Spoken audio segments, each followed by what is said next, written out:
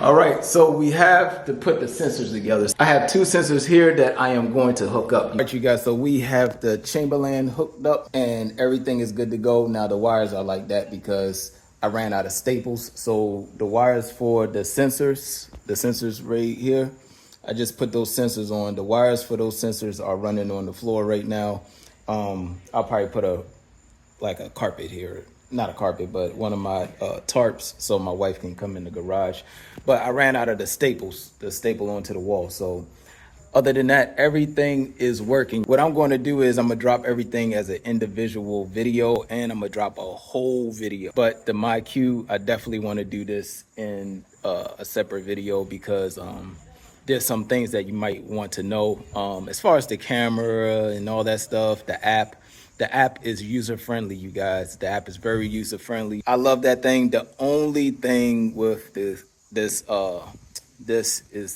the camera. The camera is a little bit of a lag on it, and it's kind of annoying because at this point in time, why is cameras lagging, you guys? You know, nothing beats the Ring. Now, let me turn you all around. All right, you guys. So the purpose of the sensors is a safety. So if something is underneath of your garage, the garage door won't close. Let's go back. There's a tad bit. So now it's blinking. All right, when it's blinking, that means something is in front of the sensor. Gonna go right here, hit our little simple button, and you see the garage door won't close, right? You see? All right, nice and green. Now we're gonna hit the power button. I'm trying to make this quick, you guys, so I can show y'all the sensor and I'll wrap up this video. And now we closing.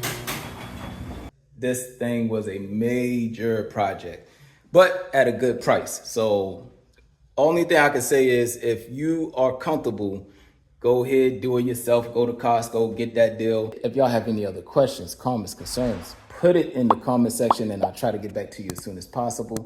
Like, comment, share, and subscribe.